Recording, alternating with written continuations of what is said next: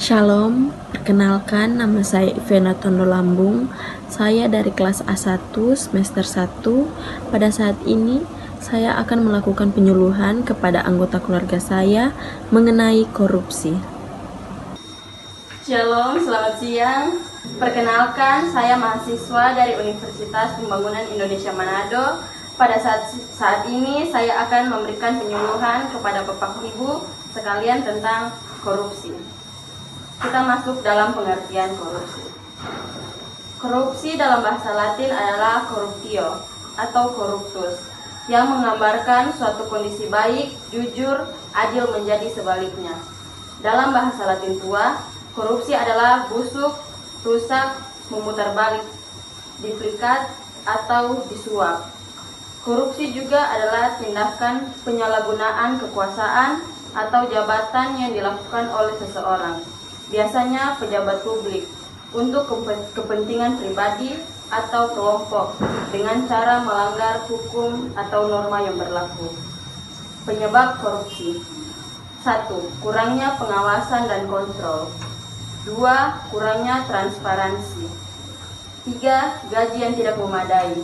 4. Budaya dan norma sosial yang mendukung korupsi. 5. Penyalahgunaan kekuasaan. Prinsip-prinsip anti korupsi. Yang pertama, akuntabilitas. Akuntabilitas adalah kesesuaian antara aturan dan pelaksanaan kerja. Yang kedua, transparansi. Transparansi adalah proses kebijakan yang dilaksanakan secara terbuka. Ketiga, kewajaran. Prinsip kewajaran ini ditunjukkan untuk mencegah terjadinya manipulasi. Yang keempat, kebijakan. Kebijakan adalah semua proses kebijakan harus dilandasi untuk tidak berbuat korupsi sekecil apapun. Yang kelima, kontrol kebijakan. Kontrol kebijakan adalah kegiatan terakhir dari penerapan prinsip anti korupsi, yaitu melakukan kontrol dari awal hingga akhir. Bentuk-bentuk korupsi. Yang pertama, suap. Pemberian uang atau barang untuk mempengaruhi keputusan atau tindakan seseorang, terutama pejabat publik, agar memberikan keuntungan tertentu yang tidak sah. Yang kedua, penyalahgunaan wewenang. Pejabat atau individu memiliki kekuasaan menggunakan wewenangnya untuk kepentingan pribadi, seperti menguntungkan diri sendiri atau orang lain dengan cara yang tidak sah. Yang ketiga, pemerasan.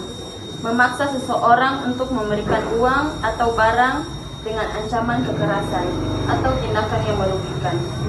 Seringkali dilakukan oleh aparat penegak hukum atau pejabat. Yang keempat, penipuan. Tindakan curang yang dilakukan dengan sengaja untuk menipu atau memanipulasi informasi demi memperoleh keuntungan pribadi, seperti dalam kontrak atau tender. 5. Nepotisme. Memberikan keuntungan atau posisi kepada keluarga atau teman dekat tanpa mempertimbangkan kualifikasi atau kompetensi, hanya berdasarkan hubungan pribadi. 6. Kolusi. Kerjasama antara pihak-pihak tertentu, misalnya pejabat dan pengusaha, untuk mengatur atau memanipulasi keputusan atau hasil dengan tujuan menguntungkan kedua belah pihak secara ilegal. Yang ketujuh, penggelapan.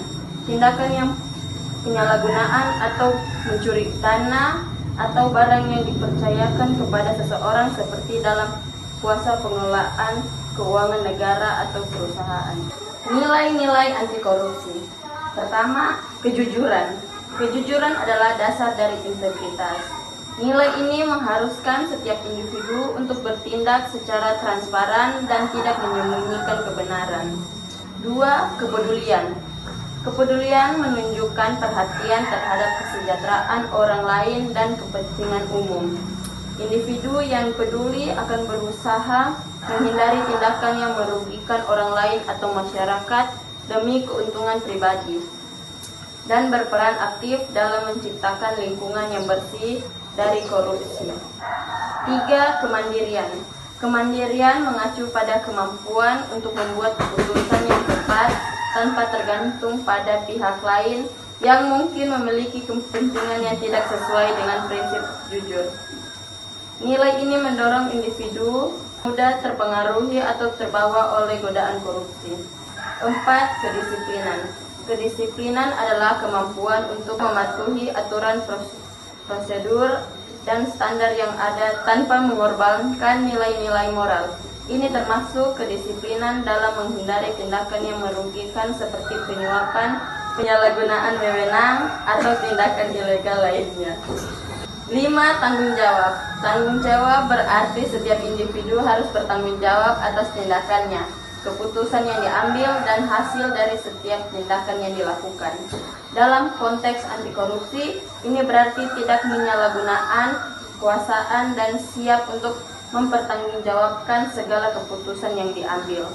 Yang keenam, kerja keras. Kerja keras mencerminkan dedikasi dan usaha untuk mencapai tujuan tanpa mencari jalan pintas yang melibatkan tindakan korupsi. Nilai ini mengerjakan bahwa keberhasilan yang diperoleh dengan cara yang sah dan sesuai dengan prinsip moral lebih berharga daripada keuntungan instan yang diperoleh melalui cara-cara tidak sah. 7. Sederhana. Sederhana tidak berlebihan dalam hidup gaya dan pengeluaran, serta tidak tergantung untuk menggunakan kekuasaan atau kedudukan untuk kepentingan pribadi.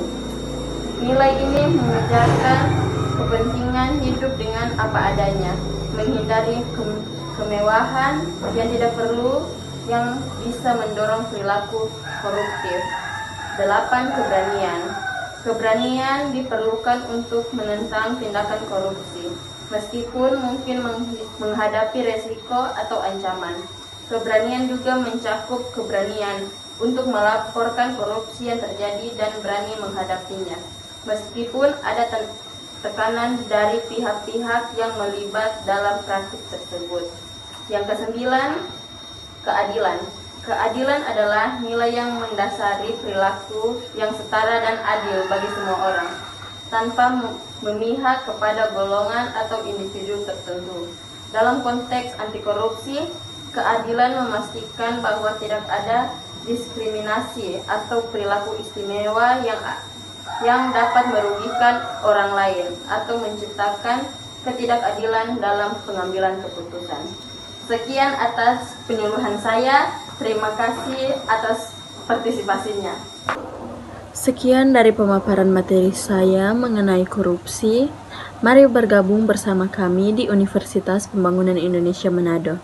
Terima kasih.